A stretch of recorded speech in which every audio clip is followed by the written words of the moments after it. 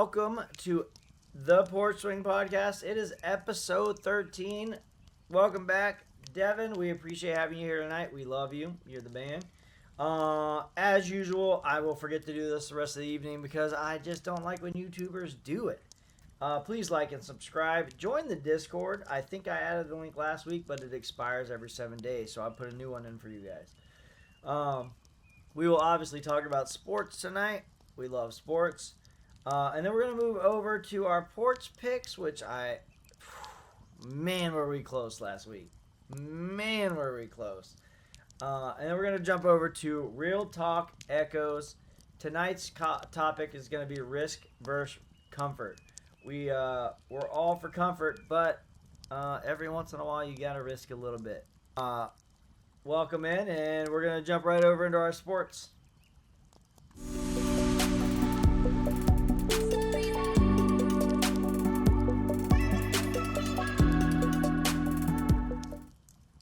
Good. Welcome back to the sports segment, everybody. We got a few topics that we're going to cover this week. The big game's coming up soon, but we're going to delay that till next week, and everybody will put their Super Bowl picks in then. Some of the teams that we picked beforehand are still in. Some of them are definitely not. And then we'll take it from there. I think we're going to kick it off this week with the WBC coming in 2026 this year. So this will be Aaron Judge leading Team USA. Hoping to take the crown from the defending champs, man. We got Ohtani out there, probably going to be on the bump, probably going to be smacking home runs, just like he always does. So, this is the matchup, just like in the last WBC, that everybody wants to see. We want the finals to be Team USA versus Team Japan. Crazy. That's the chef's kiss, the dream. Hopefully, Team USA can actually bring it home this year. That would be incredible. But this is another feather in the cap for Aaron Judge and his legacy, like in the baseball world. Being named captain of Team USA is, it's kind of a big deal. Just like if you were the captain of your country in any other sport, Amen. It's a big deal that,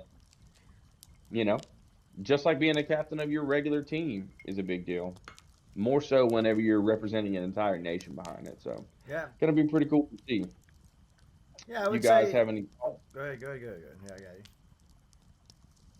You guys have any thoughts on what you're interested to see? Any of the other teams or anybody else who you think could maybe sneak in there and dethrone Japan, other than Team USA in the WBC? My question is the full roster out for the USA team already, or Yeah, can you LeBron see? James, Steph Curry. That's the No, Olympics. this roster is Roster is absolutely the most loaded. stacked you've ever seen in your entire life, bro. This Yeah, is like you if got- somebody went into the MLB show, turned off like denied trades, and they just got the Monstars from Space Jam. It's wild.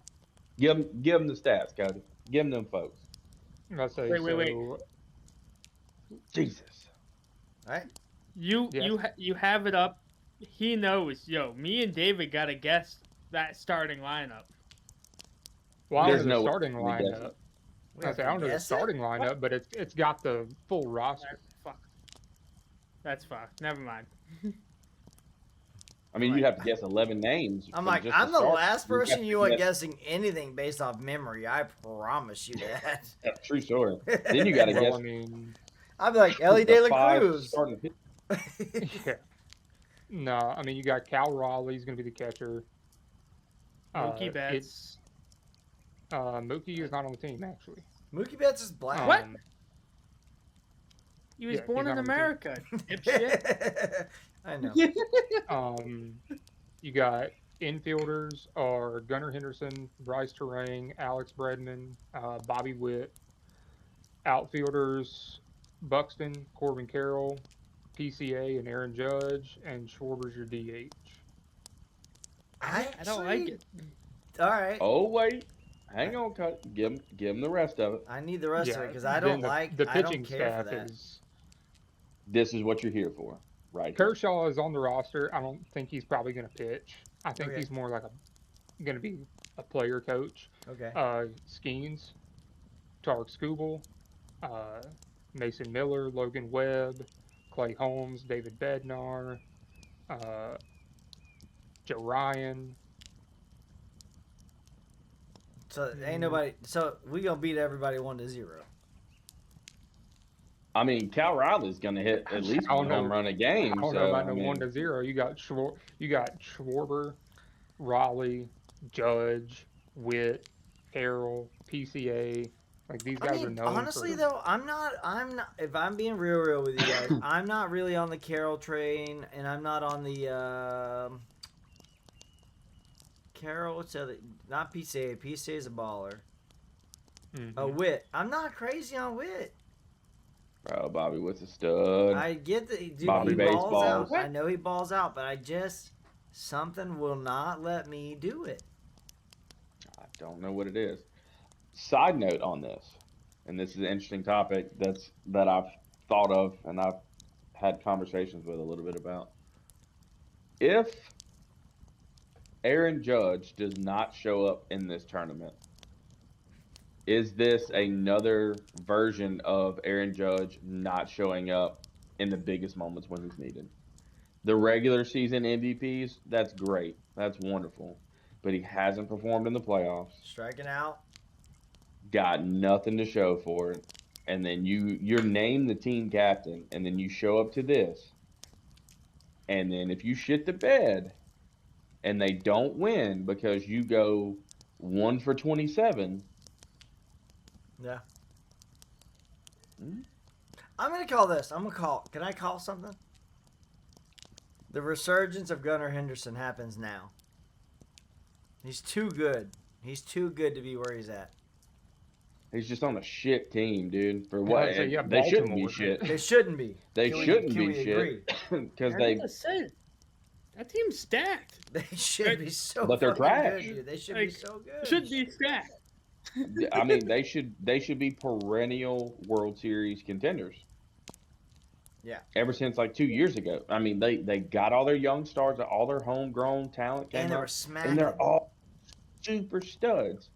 The problem is, once again, this is Baltimore baseball in a nutshell right here. They either have hot ass bats or they got great pitching. They never got them both at the same time. That's the world we're living in right now. They have hot ass bats and garbage ass pitching staff. You're losing games 9-8.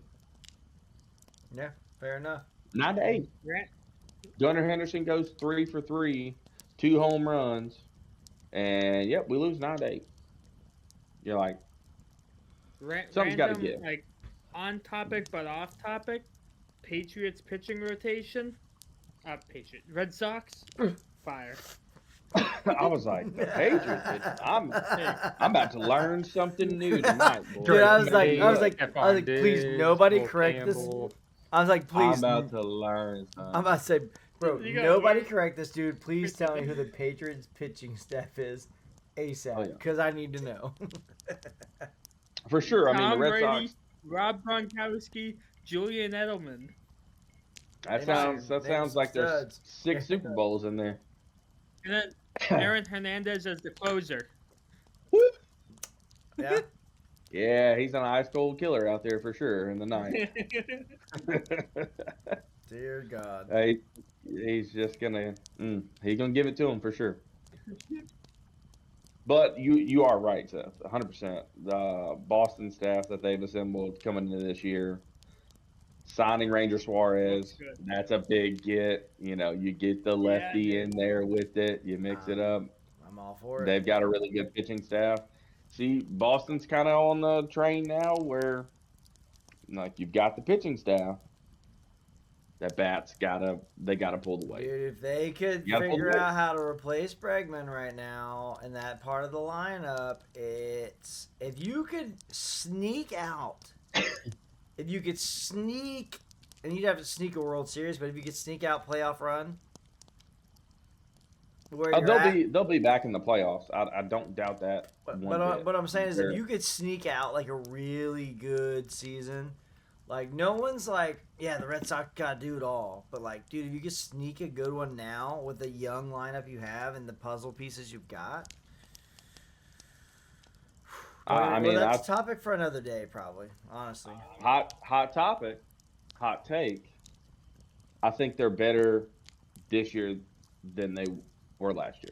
This coming year, they will be better. 100%. don't I even think know they're if better that's without hot. I Bregman. think I Yeah, I don't disagree. know. Contreras, big ad, first base. Yep. Like the pitching staff, obviously. Our young guys growing. I mean, Full season of Roman Anthony. yeah. Full season of done Roman deal. Anthony. Third season of my That boy. replaces Bregman right there. Take it on, baby. Yeah, I've Brady, heard baby. I've heard that they're potentially trying Abreu out at third base to open up the outfield so Anthony could be an everyday starter in the outfield, and you have Sadon, Duran, and Roman out there in the outfield. I'll tell you what I think the main reason for that rumor is they pay that fucking Matatushi motherfucker, whatever his name is. Yeah, Yoshida. They pay him too much money and they need to play him. That's all that comes down to. Well, he's gonna be the primary DH from what I gather. All right. Well, the Red Sox. Hey, suck. what? Moving on, because fuck that. Yo, Yoshida's a good hitter. He just can't play.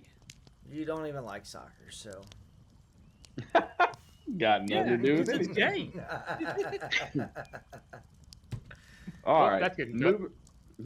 Moving on to a new topic here on the pod that we haven't ever spoke about in these 13 episodes. The UFC is now on Paramount Plus. And for those of you who do not know what that means the pay-per-view model that has been long standing with the UFC, which is quite expensive, and I believe, led to a big fall off in the at-home viewership of UFC, is gone. So for $9 a month, you now get every single UFC card, numbered card, the fight nights, you get Dana White's Contender Series, the UFC library, all that stuff is going on the Paramount Plus app. So whatever the great benefits you get from Paramount Plus already, shows, movies, Landman. whatever it may be, you now got UFC as well. And then this past weekend, they had their first card. Great card. Amazing main event between Gaethje and Patty Pimblett. Man, great stuff. And then this weekend, we got Volk is back in there defending against Diego Lopez. Good stuff, man. We're shaping up for, and coming up, another big thing in 2026. For the first time ever, and maybe the only time ever, realistically, because I don't see anybody else ever letting it happen, UFC live from the White House lawn. That's sick as Crazy. fuck, actually. Okay. We're going to literally have a UFC event on George Washington's grave, like back there. That's where they're going to do it at. It's going to be wild, dude. I have two concepts here. One, thank God that the streaming element is being like just humbled in a way. Netflix tried this with boxing. They did try this, and they dropped the ball because their connection issues are so bad.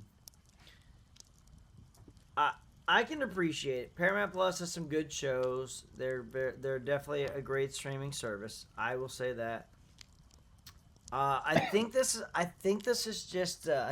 a return to the working class man. I think this is nice to see. It's a beautiful thing. I love that element of it. Because who is watching? What population is watching these fights? It is the middle class person who is out here with streaming. They've got all the basic shit. Honest to God, that it's crazy how much all this has become. It's nice to see that the people are getting. I feel like the people are getting something back here, and that's Definitely. a beautiful thing to see. It's a huge step in the right direction for them. And it's even when you do something great like this, people always find a way to complain. Everybody this weekend was talking about, oh man, why is there so many ads? Brother, you're getting this shit for $9 a month on an app that already has other shit. Also, It's $9, you probably have man. the option to pay, oh, I don't know, $11 and not get the ads.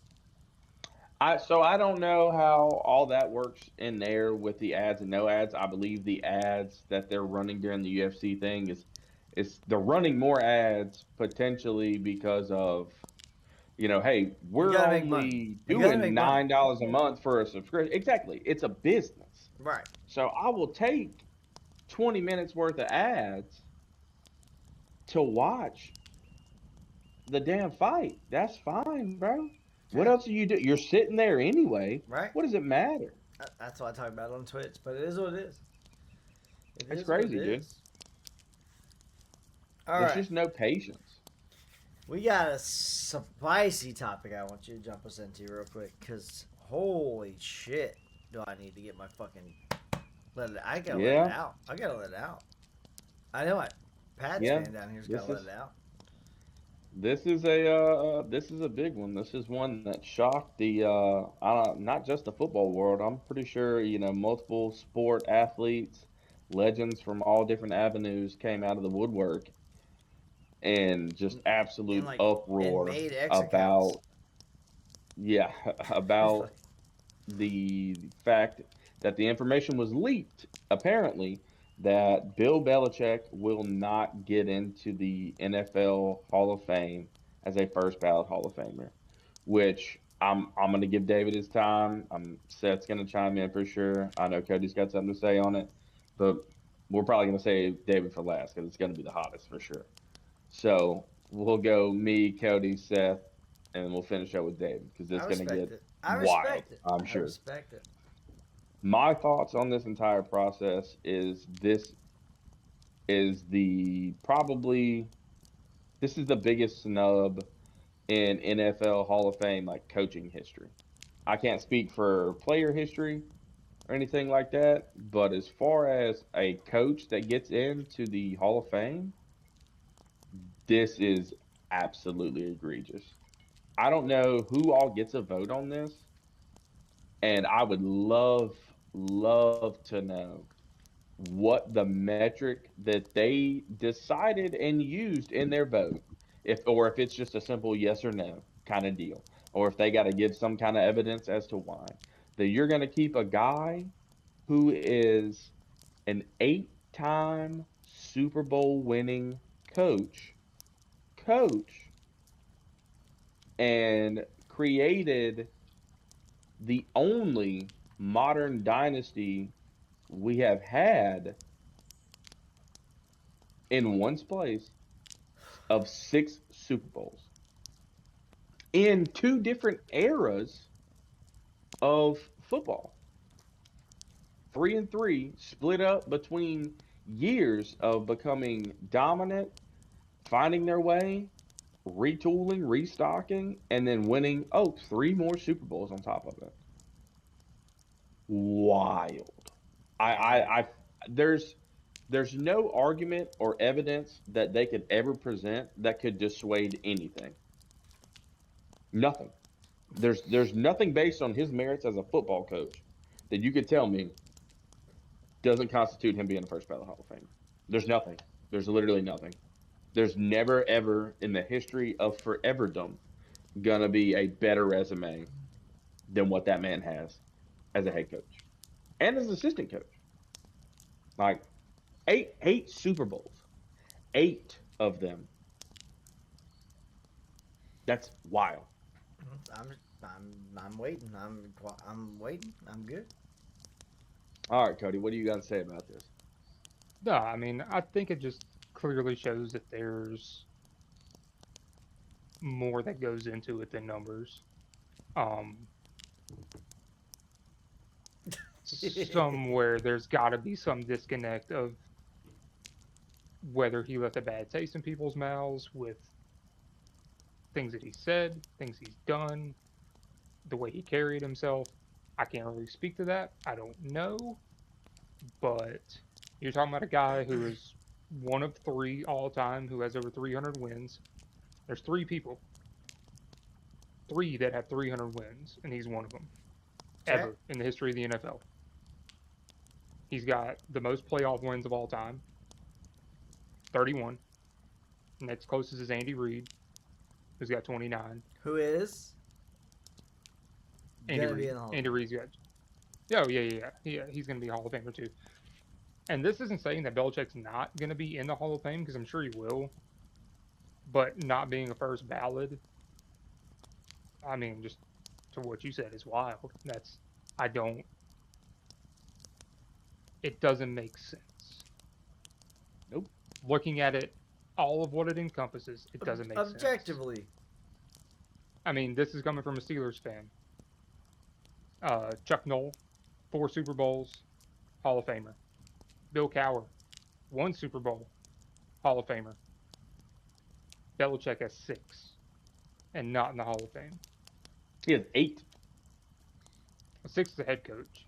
6 as a head coach, 8 as being an assistant coach. Total, yeah, total. Like, that's- I'm talking just head coach. You've coached. Yeah. You have Just his Steered I'll the shut shit. Up. I'll shut up. steered the ship to 6 Super Bowls. Like, I get it that the whole, like, was it Belichick or was it Brady thing kind of got skewed whenever Brady won his 7th. But still, at the end of the day, he's still the head coach that won 6 Super Bowls. 3rd most wins all time, most playoff wins. There's 50 people who vote to get people into the Hall of Fame, and you need 80% of the vote. So you're telling me there's 11 or more people voting people into the Hall of Fame that don't think Bill Belichick's a Hall of Famer? Then I think we need to look at who's voting for the Hall of Fame. 110%. I need to know, like, not just me, like, who the fuck am I? The world, as a sports fan, as a fan of the NFL, as a fan of professional football, we need to be able to know what the criteria is to get in the Hall of Fame. Because if you're not looking at the resume and you're looking at the person, then I think there's some cats that are in the Hall of Fame that shouldn't be in the Hall of Fame, and vice versa. Yeah. If you're talking about, hey, all we're going to let in is good guys, that's it. I mean, I agree. Then what are we doing? Why play the game? Seth, It makes no sense. Let Seth speak, because I'm burning. All right. I'm burning. I can see that whiskey. I can see that whiskey agree. greasing them I'm wheels. burning, brother. I'm burning over here. I agree with what Devin said, what Cody said. Now, let me put it to you this way, as a Patriots fan, right? Okay, so Cody talked about him not being the best person out there, whatever, so on and so forth. He's the reason why Brady left, why Gronk left, why Edelman left, all this, whatever, right? Long story short, as a good head coach, when your good players leave, what do you got to do? You got to rebuild this team. And everyone shit on him for back and forth every year after year after year. Shitty draft, shitty draft, shitty draft. Well, let me tell you this. Super Bowl right now is because of who he fucking drafted. Gonzalez. Hell, people shit on him for Booty in the 6th round. We're like, we need a wide receiver. Why the hell did you not take him in the 1st, 2nd round? Look at Booty. Look at that fucking catch he made 2 weeks ago. That dude's a dog. Like, Certified. that's the shit you look at. I'm just LSU, saying, baby. like, fuck this draft. All right. Look at it. We're in the Super Bowl because of him. This is a quick note right here before Debbie gets involved, because I know it's gonna get wild. I'll be tame. I'm gonna keep it tame because I got bad memory. He is the only head coach since I have been watching this game. Alive. So since '92, that I have physically seen and know of, that has started not 1, not 2, but 3. This is going to sound the way it is, but if you watch pro football, you get what I'm saying. He started and won a Super Bowl with 3 white wide receivers. Who the fuck else is doing that? Who is doing that? I'm not. He drafted some cats at college that don't even exist no more. You got They're this. like what? They're You just real got- character guys. Real character guys. All right. I mean, So all three of them jumping in. cats I'm were jumping great. in. I'm jumping in. I'm ready. I'm doing it. So All right. mostly I say I'm jumping in because he says character. I don't give a fuck about players or this or that. Obviously, you want to talk about character? We go to the bottom of the barrel. Aaron Hernandez has no character. It is what it is. The dude killed motherfuckers. So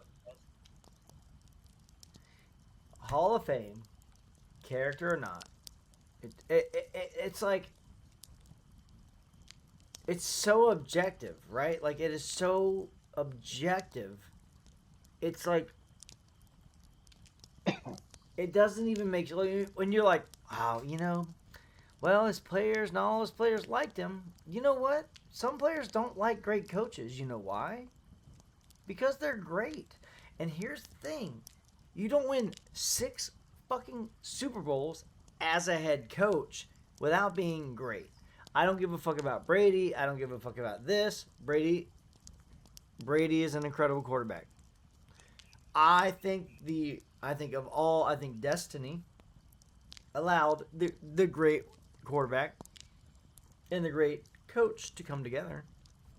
I think there's no denying that is not a Brady won all these Super Bowls and a Belichick won all these Super Bowls. It is clearly a mix of the two. Yes, did Brady leave to go play for the Bucks? Of course he left. Is Belichick such a bad coach that everyone left him? No, dude. Brady stayed around pretty damn long if we're being real about it. I mean, it's just, at the end of the day, can you guys name other coaches with 6 Super Bowls, please? There's not one. Exactly. Name me one with 5. There's not one. Exactly. Name me one with 4. Go to your Chuck turn. Noll. Chuck Boom. Noll. There's Hall of one. Famer? Yep. Yes. Is there another one? I said that. Nobody else has won Boom. 4 Name me Super one. Bowls, to Name me my some with knowledge. 3. All right, we're getting it. We're getting in the weeds here. Exactly. What I'm Andy saying here Reid. is that doesn't matter what anything has gone Hall of down. Famer. Honest to God, nothing matters. The dude is in the fucking Hall of Fame immediately. He is the greatest coach in NFL, successful wise, whatever. He's the greatest coach in NFL history. Hall of Fame. Period. I'm gonna shut the fuck up because I'm fired up. Yeah. I mean, Another- Go ahead, Cody.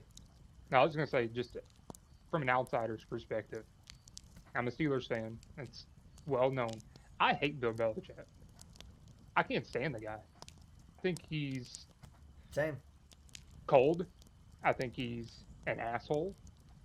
And honestly, personally, I don't think he's a good person. But that should have no bearing on whether he gets into a place where we put the best of the best. Sometimes Because to he- be the because- best of the best, you gotta be a because he little bit is of the the worst of the worst. Yeah, objectively And- speaking, and- he is the best of the best. 100%. And we're So, talking I- about character issues like he may be an asshole. This cat wasn't out murdering people or nothing like that. Nothing crazy. His player Yeah. did, but he didn't. He ain't got nothing to do with any of that. But the thing that I always loved about Bill hot take, Belichick, or hot take. Bill Doesn't Belichick matter. was killing people with Aaron Hernandez. he may have been. I don't know. He could be a serial Yeah, killer. hey, We but may we find don't out know later that, on. but we Would it don't know that. surprise me if he was actually a serial killer? No, not at all. Not at all. Seems like the kind of type. Not at all. Seems like the type. But one thing that I've always loved about Bill Belichick and how he structured these Patriots teams, and you saw it like after the first dynasty happened, after the first 3 Super Bowls. Nobody, doesn't matter who it is, nobody was above the team. Bill Belichick always did what was best for his team, to put his team in a position to win, and if that was playing the guy who they drafted in the 6th round over the guy that they drafted in the 1st round because the 6th round Who dude cares? was better, he did it. He did not care. Better is better. Big, all egos, anything like that. Bill Belichick fucking would squish that shit down and be like, do you want to come here and win fucking Super Bowls? Period. A lot of egos get checked at the door when you got a resume. You're like, I've already got 3. You want to win 3 with me? You Right. want to be the next dynasty? And that's what they did. You go out and get a guy who was a former quarterback in college, turn him into one of the best playoff wide receivers of all time, and Julian Edelman, and then you go out and get the greatest tight end of all time, who had character issues, but they sorted that shit out. Love that motherfucker though. And the rest is history, man. Quick jump in on Julian Edelman. Have you guys seen his defensive plays? Kind of disgusting. Monster, dude. That dude could have played Monster. safety. He could have played safety, and he would have been just knocking people's heads off back there. That shit would have been incredible. Dude, Incredible to see. it's insane. All right, I think that wraps up the Bill Belichick thing. I know that we probably all have more information that we could give on that. Could go on for Like I years said, about it's- this one. Like I said, it's another one of those just. This is by far above and beyond the most egregious. It's clickbait at its finest. It's crazy. Yeah. It really let's is. Let's put this one thing into perspective. In the same week in the NFL, we had Bill Belichick not making the Hall of Fame and Shador Sanders making the Pro Bowl. Don't get me started. Also- All The best of the best. Put that and into the worst. perspective. Put that into perspective. Also, quick question because I do not know, so maybe Cody knows.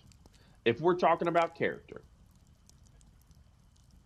is O.J. Simpson in the Hall of Fame? I don't think he Mhm. is.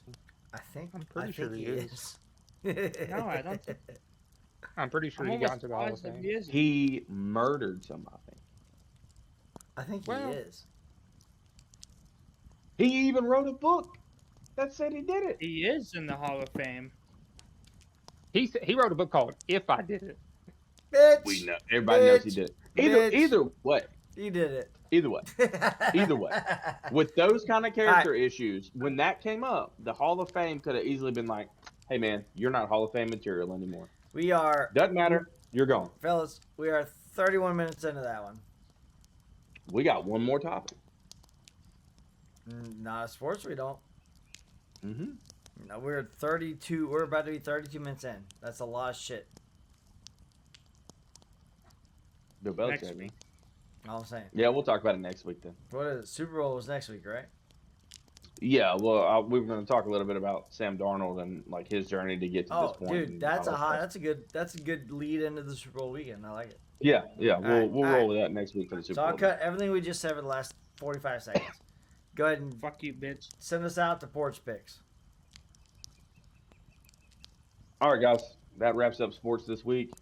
Next week is the big game. We'll be talking more about the picks that we had. Got a little bit of, juicy little nuggets leading into this. Some great storyline stuff here leading up to the big game. And a couple other things that we'll be touching on as well. So now we're going to wrap this up and we're going to kick it over to Porch Picks this week. So last week was close. Whew. Close to hitting it big last week, man. That Fuck damn Patriots. Denver game got us. But that's all right, man. In this line of work, you can't be frustrated by the ones you miss. You always come back, you refresh, you reset, and you get ready for the ones that maybe this week you're going to hit. So stay tuned, everybody. Yes, sir.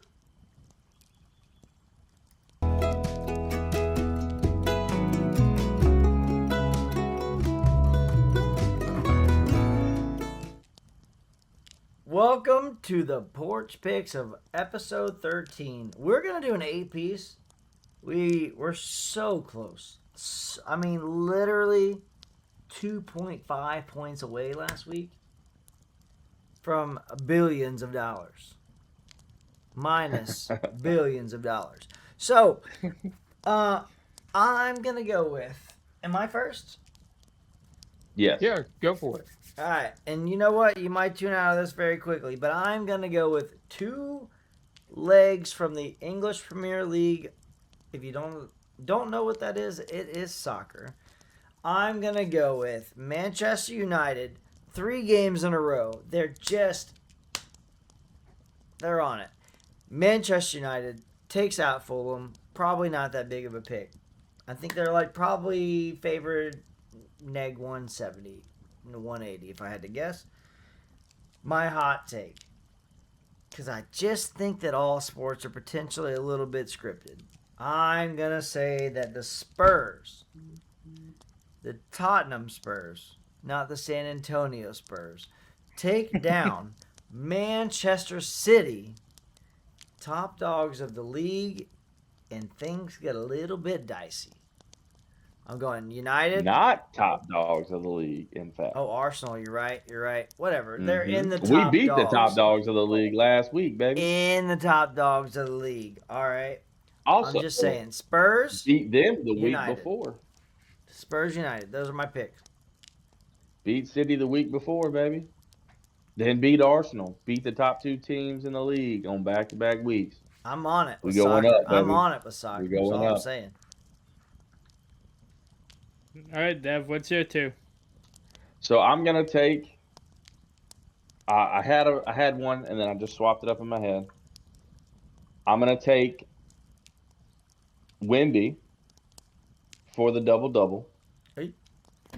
I like. I like it. I like it. Gonna take Wemby with the double-double. They're playing the Magic. They kind of poop. So, I mean, getting bored shouldn't be a problem. Getting points shouldn't be a problem. And my second choice, for those who know, I'm going to take Seth's favorite player in the NBA, Derek White, Whoa. Okay. with the over on the points. I like it. I'm doing it. It's looking like 15.5, 16.5 should be easy money. All right. Well, Hey. the parlay is over. Stay tuned. Dude, he comes for through for me coming. this one time, bro. I'll I'll quit be shitting on Derek. the guy. Hey, yeah, we'll be Derek White fans. All right. He wins me some money. He's all right in my book. All right, Cody. Mine are both going to be basketball as well. I'm doubling down. Same thing as last time. Luka Doncic. Over points, rebounds, assists. Okay. Playing the Knicks. Knicks Okay. are not that great on defense. At TV? Well, yeah, it's in New York. Not TV. What am I talking about? Whatever. Got it. MSG. Did you? MSG. And then I'm going to take Donovan Mitchell over his points projection. The whole rest of the Cavaliers starting lineup is out, so So it's him or nothing. he's got to Despite score. a show. He's got to score, and they're playing the Trailblazers. So Oh man. Speaking of Trailblazers, great grenade. All right, moving on. if you know. Going on with Cody's Knicks not being that good defensively, I'm gonna take LeBron James 6 assists. I don't hate that. Okay. And to round it off, I'm gonna take Jamal Murray for 25 plus versus OKC for it to be a close matchup. I mean, I don't support that one, but I don't hate you. I love you. Well, Jokic is out, so who else they got? Yeah. They got that man Christian Brown. Christian Brown. Sounds like a fake name. Well, all right, guys. That's our 8-piece. That's the first 8-piece I think we've got as a podcast. Not confident in it, and mostly because I feel like all of us have at least one thing that's only 35% chance of hitting. But it is what it is. This is why you gamble, and it makes things exciting. Sorry that the Both other mine are guys didn't make favored. good picks in Thank you. basketball, but it is what it is. Soccer's great. All right, so we're gonna move over to our real talk echoes of the week. Later.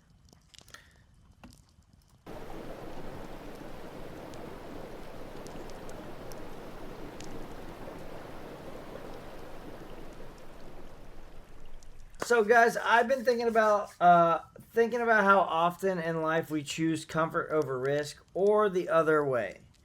What is a moment earlier in life where you clearly chose comfort over risk?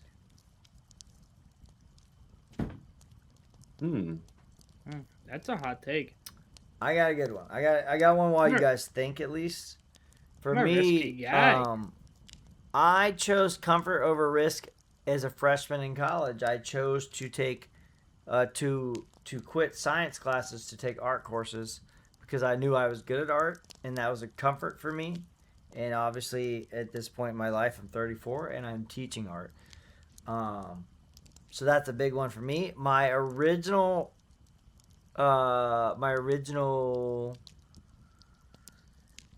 thing in college was going to be veterinarian science, actually.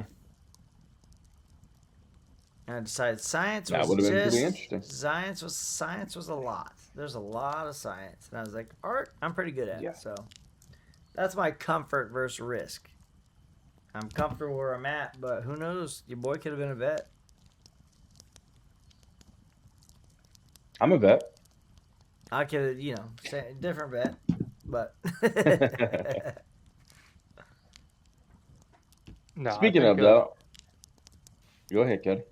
oh no, you go ahead. You go. Oh, speaking of being a vet and everything that goes with that, uh, after getting out of the Navy, I believe that I just became comfortable in pretty much everything. After spending that stint and being uncomfortable in a lot of situations all the time, being away from home a lot for the first time ever in my life, coming home, getting a job at a pawn shop, not making a whole lot of money, and then not advocating for myself to, what's the next thing? What can I be working on?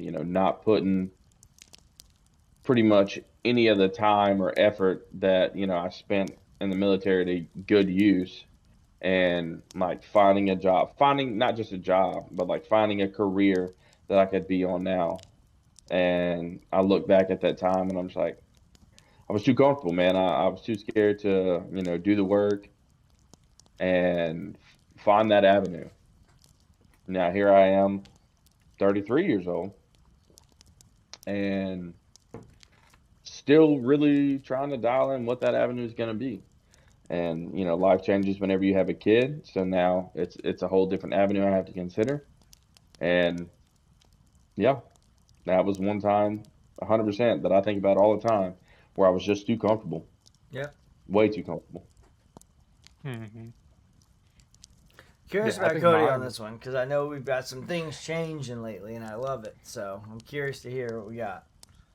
Yeah, I mean that's definitely one that I was gonna hit on. I have like two. One being, me switching jobs Monday, uh, getting out of this same routine, Comfortable day in, routine. day out, do the same thing. Yeah, just something that I know, now venturing into something that I don't.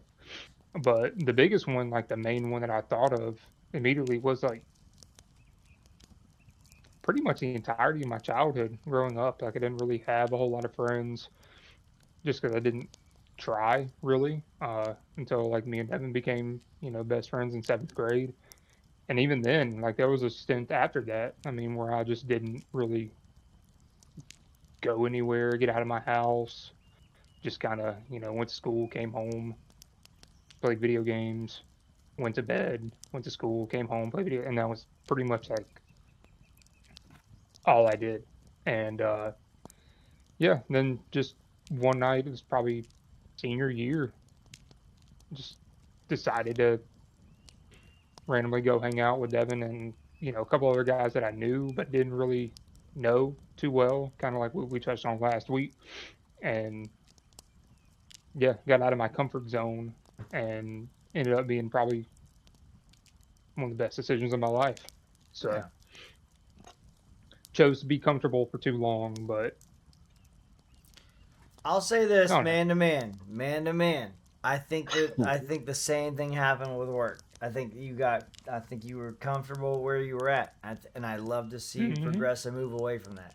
Just like real talk, I'd love to see it. Yep, let that shit go. Wow. Yep, I love it. I'm there. I'm comfortable with what I'm doing.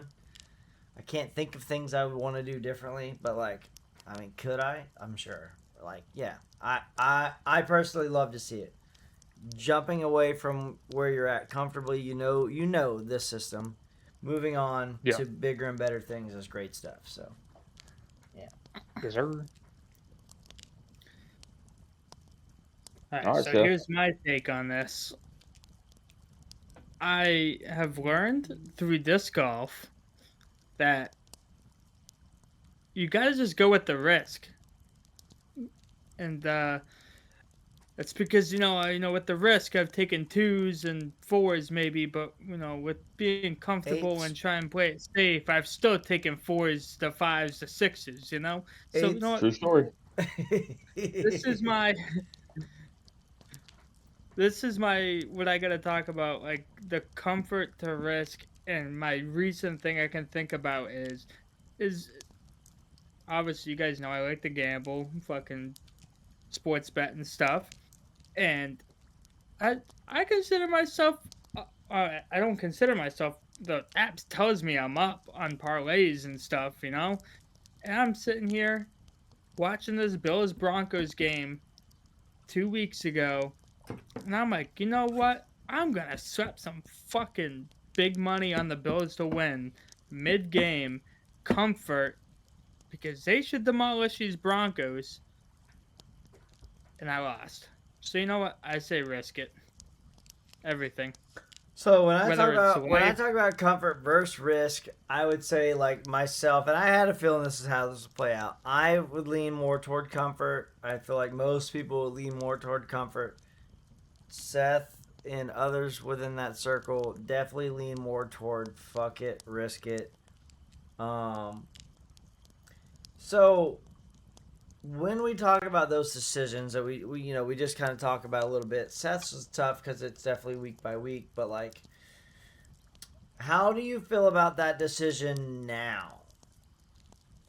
Like, the decision I talk about, right, was I changed my major as a freshman in college to art, and I didn't really necessarily have a game plan like out the window. I knew like I wanted the outcome to be art related. Later, like 3 years later, or whatever, I decided education was the route. Um, so as far as like how do I feel about that decision now, I do for the most part feel genuinely happy. I get to do what I love to do. I get to be creative. I get to make things. I get to if I dude, let's be honest, if I was a veterinarian science guy, like would I be making drawings and paintings and collage? Would I be doing that now? Probably not. I'd just be some other dude that was creative, and it is what it is. So like, ultimately, for my happiness, I do think overall I feel pretty good about the decision that I made because I'm comfortable. I'm the 110% exact opposite of that. I think the decision I made to be comfortable whenever I was younger in those moments has handicapped like my growth like in a professional manner at this stage that I had to claw and climb and find a different route, find something that I could get into to elevate myself to that I took a risk on whenever I, you know, quit the pawn shop and then left from there and I odds and ends stuff and then I finally end up going offshore. There's where I think I took the calculated risk that I should have taken whenever I was younger. Yeah. Like I should have taken the military experience that I had, the maritime experience I had, and dove headfirst into that world.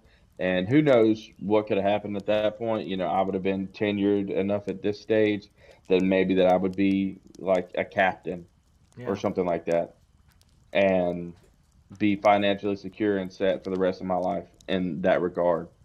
and now I'm just not doing that Well, and yes and trying to no, figure right? out Like what's next. you're not doing that at this moment, but that doesn't mean that you can't still strive to what you're talking about. Like we had Oh a well, lot and of that's the thing, conversations. you know. We had a lot of I'm conversations early on about when you were moving over into this and how like that risk versus reward, right? Like you risk a little bit for because it's sure. out of your comfort zone, but like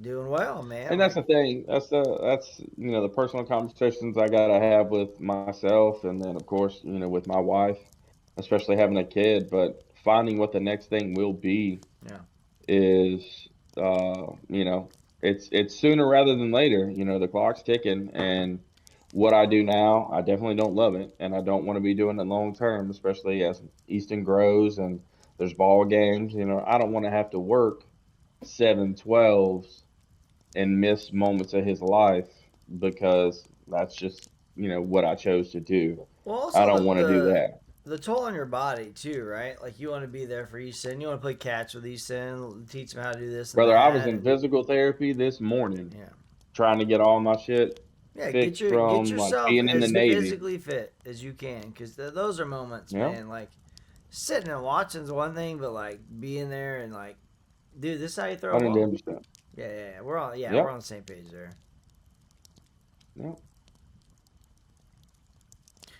Yeah, I mean, with mine, the job thing, I guess, is TBD. We'll see.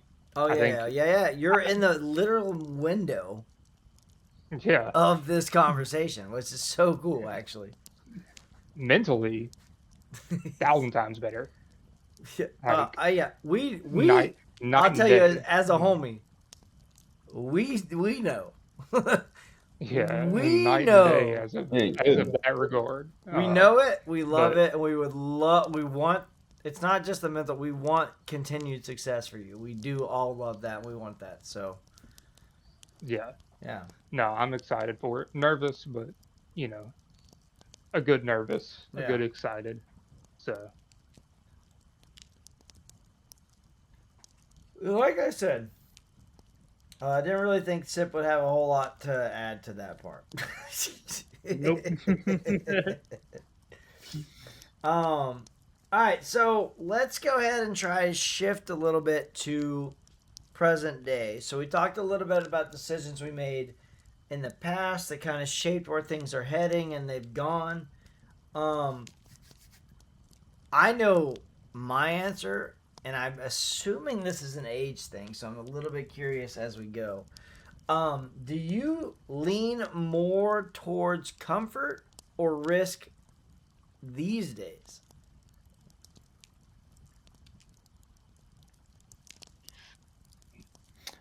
I'm a risk guy. We know that. Every And you don't day, even have to answer. no Actually, matter what. yeah, I don't give a fuck. yeah. I yeah, had we that figured that was feeling. gonna I be the had that answer. feeling that Sip was a risk guy. I don't Hey, actually know if that's high, ever gonna go away. high risk, high reward, baby. Yep. If you're At comfort, this, you're never gonna get that high reward. you're right, man. 110%. You're right on that. And that's why, I mean, at this stage, like right now, I am more of a risk it person with the fact of going in, like clearly, if you were going to make a job move or anything like that, you're going to see what kind of money comes with that, right? Like that's not a mystery. For That's sure. part of the process. Yeah. If you get an interview, you get offered a job, the first thing that comes up clearly is the compensation for that job. So knowing that, like I am willing to, you know, definitely take a different avenue, try a different opportunity in order for more financial gain in the short term because I've got a kid, I've got a house, things like that. More money is never going to be bad for me in my life in the life that I live right now. It's not going to be. If there is a perfect storm where I can have more money and work less, Whew. that's a dream, baby. That That is the I dream. think that's what we call the American dream. Quick, Yes, sir. quick That's where I'm add trying on, to get add to. on to this. The best way I can put this in my words is what he just said with the money aspect is you see these 80-year-old players playing poker at a casino. Yeah, you know what? They buy in for 300. They might leave with 250. They might leave with 350. I go into a casino with $300, play poker. I might leave with zero. I might leave with 1,500. You know, like you gotta have that risk with I every aspect of life. I feel like I have a weird balance. I'm gonna go 60-40. I maybe even 65-35. I definitely lean towards comfort. I have a decent job, decent pay overall. I have external things that I can do. I think that I'm in a comfortable position that allows me to do other things where I can risk things. Like, and then when I say risk things, it's not even a big thing. Like for an example, let's say the podcast, right? Like, there's what's really at risk here? Nothing. We're Nothing, hanging with man. the It's homies, me having fun. hanging out with my boys, having a good time, and it is what it is. Like, is there potential reward at some great pearly great gate at the end? Sure, there's some, But at the end of the day, man, I get to fucking hang out, talk real shit with the homies. So like, I would say probably lean more comfortable, just because of where I'm at, and I don't really see myself wanting to change to other things. Mostly because of the years I have in. So when I retire, I'll risk some shit. But for now, I'm just kind of grinding out the years I got, get the years I get. So that's kind of where I'm at on that one. I agree with that.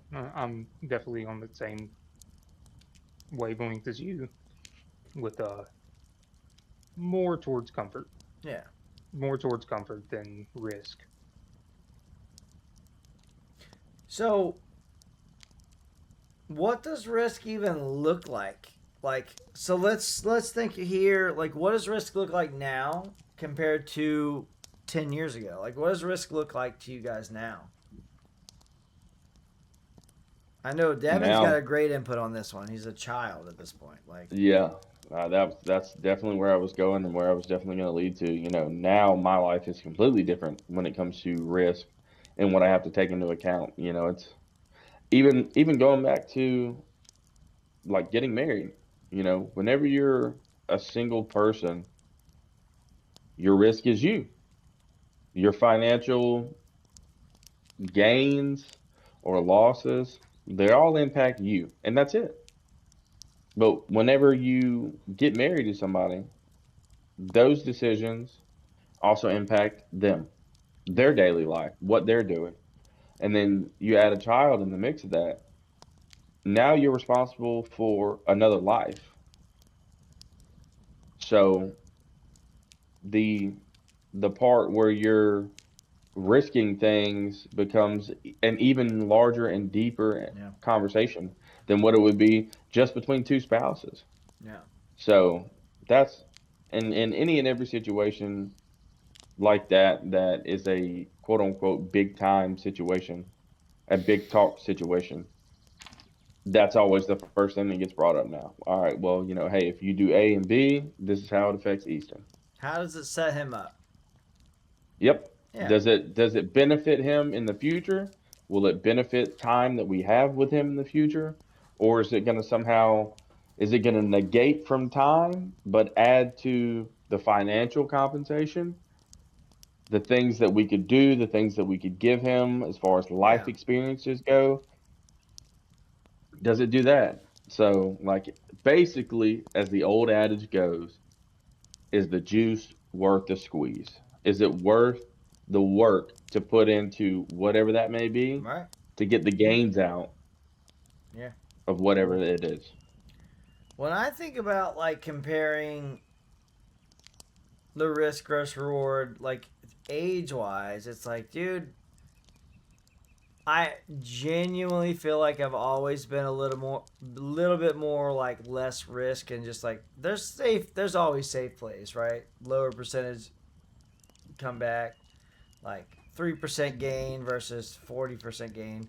3% is gonna be safe, 40%'s not. It is what it is. but like when I think about like risk when I was younger, like it's nothing was on the line. Yeah, it's a very diluted version of what it Right. is So now.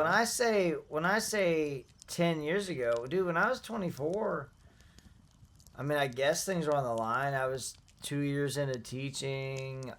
I guess I had moved to I mean, like I moved to Massachusetts. Like there's literally like nothing. I mean, I guess things are always on the line, but like when you're young, it's like you could recover no matter what really happened. You know what I mean? Like, and Yeah. honestly, like now, if I took a chance and it didn't play out, could I? Yeah, no shit. I'm 34, dude. I still got over half my fucking life left. Hopefully, um, it's like if I took a risk tomorrow, like, oh, I mean, ultimately, it could be incredible.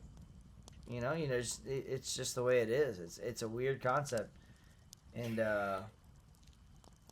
yeah.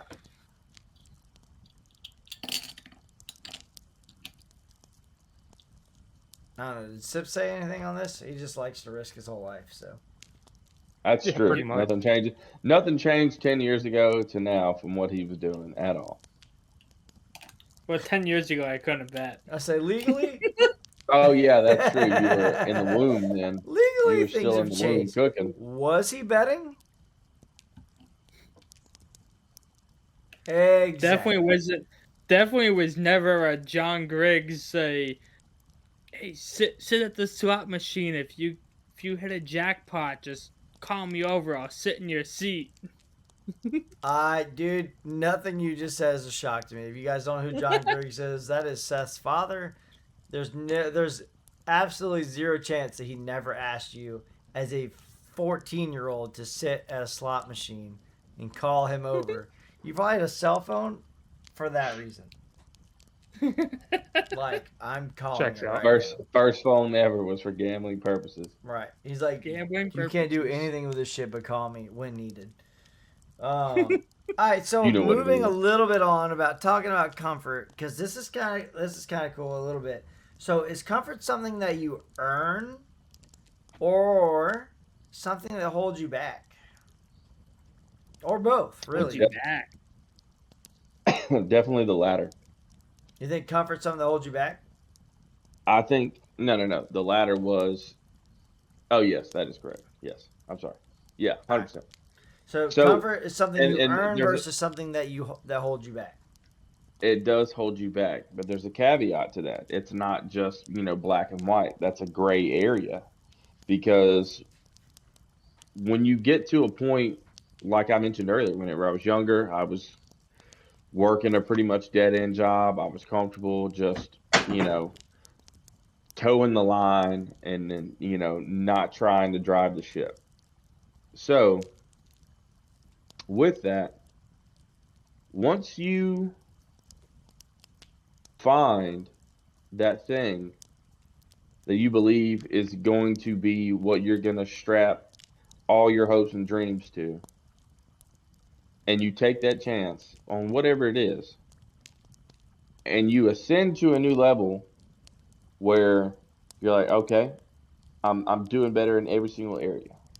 I've got more opportunities in life. My family's got more opportunities in life. Clearly, the financial gains from that being really the main thing that comes to mind. Working hard and working smart towards a goal to where you're not comfortable just being an average cat, making average money, doing things like that, like wanting more from life and settling for what you have in life. Two different roads Yeah. completely. And I believe that's tied directly into that.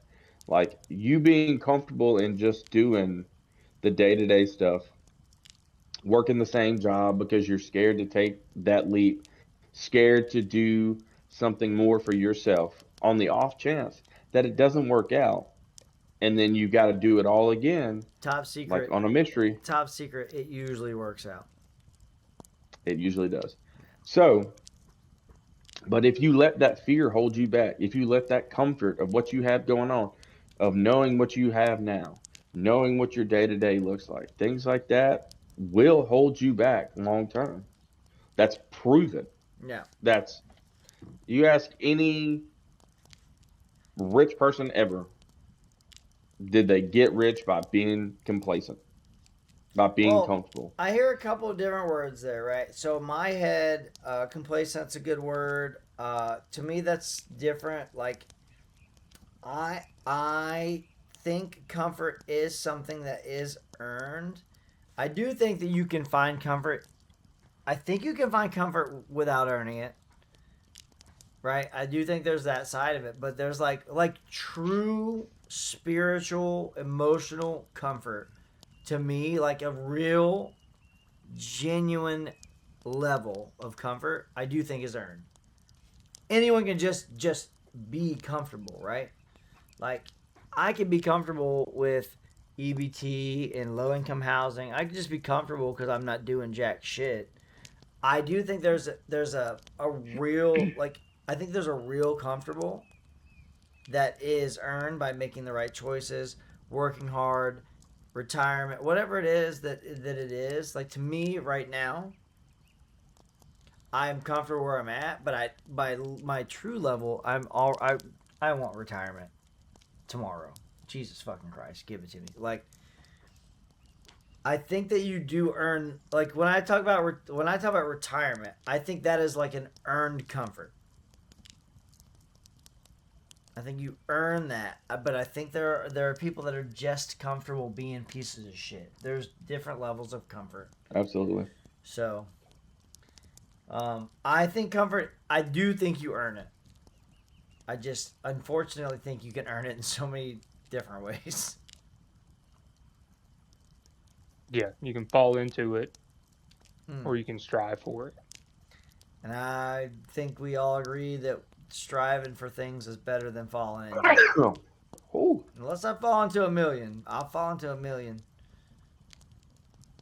let me know. Wouldn't we all? I will let you know. This podcast will hit a whole different level, so there will be signs. We can start getting paid for this. Yes, sir.